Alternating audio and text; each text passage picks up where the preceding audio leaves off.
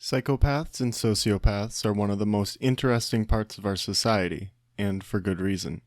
While some people still use the terms interchangeably, it's well known by most that they are in fact different, but not exactly what those differences are. So today on Mindfully, we'll be going over the 5 main differences between psychopaths and sociopaths.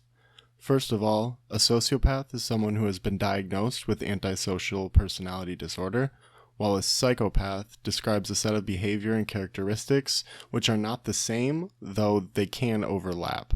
That said, let's get started. Number 1. Sociopaths don't care about other people, while psychopaths will pretend to. Psychopaths have no concern for how those around them view them, as they are unable to feel how they feel. A psychopath, on the other hand, can understand what those around them feel, and they use it to their advantage to gain the upper hand over other people. While this is a subtle difference, it's important because it gets at the motivational difference between the two conditions. Let's go through an example. We'll go through the same situation twice, once with a sociopath and once with a psychopath. Say we have Bob, who's a sociopath, and Susan, a regular person. Bob and Susan are friends. If Susan drops her ice cream on the floor, Bob is unlikely to react at all and might even point and laugh or make a subtle jeering comment. However, if Tom the psychopath was in Bob's place, well, it's a little more complicated. What Tom does in this situation depends entirely on what his goals are in his relationship with Susan. Is she a rival, a friend, or a potential love interest? In each case, Tom the psychopath would pretend to care in a way that benefited him, all while working towards a different goal of his own. This example shows the complexity of this difference because it's not as easy to spot out. You really have to understand the intention behind a person's actions to judge whether they're a psychopath or sociopath, and that can be the most difficult part. Number 2. Sociopaths are impulsive, while psychopaths are methodical. A sociopath will make decisions quickly, without thinking about how those around them will feel or be impacted by their action. They're extremely selfish. However, a psychopath is more likely to consider all the options when making a decision, and will be methodical when choosing a path of action. Psychopaths are able to understand and care about how those around them feel, and they'll use this to inform their decision-making process. For example, a sociopath is more likely to push through those in front of them to get on a train or try to skip a queue. A psychopath would likely behave similarly in the same situation unless there was someone around them that they cared about being judged by. A psychopath's every decision is calculated. If there's no one around to see them doing something wrong, or even no one they care about, then they don't mind. Number 3. Sociopaths are usually a product of their environment, whereas psychopaths are born. Usually, sociopaths are created through extreme hardship or abuse, or just generally hard conditions when growing up.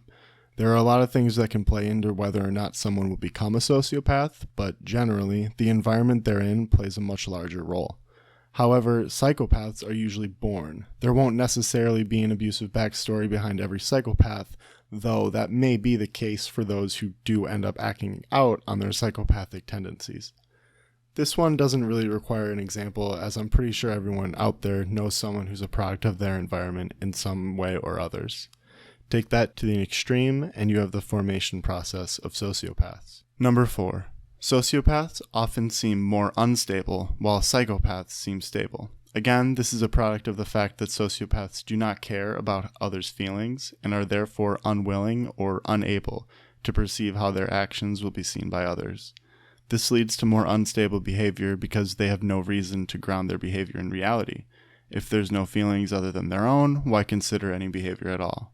Psychopaths, on the other hand, are more willing to seem stable. They are able to see how people around them see them and actually care about this a great deal. While a sociopath has no reason to appear stable, successful, or even mentally okay in everyday life, a psychopath has elevated care for all of these, and will do their best to make sure others around them perceive they are affluent, successful, or just generally in a way that furthers their goals. Sociopaths may be happy working low-wage or generally unseen jobs, as long as they're able to exert power on those around them. Psychopaths would be more likely to seek positions of power over other people, whether that be as a CEO or as a middle manager. They chase any kind of power over others, but beyond that, they seek admiration and recognition. Number 5.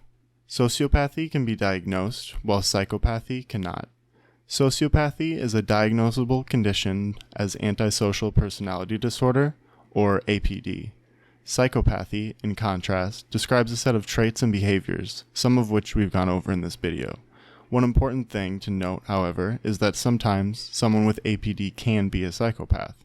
While rare, these cases highlight how different the two terms are and why they shouldn't be used interchangeably.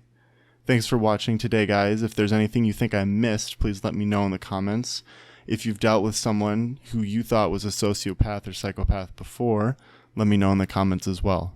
Subscribe to Mindfully for more psychology content. We'll see you next time.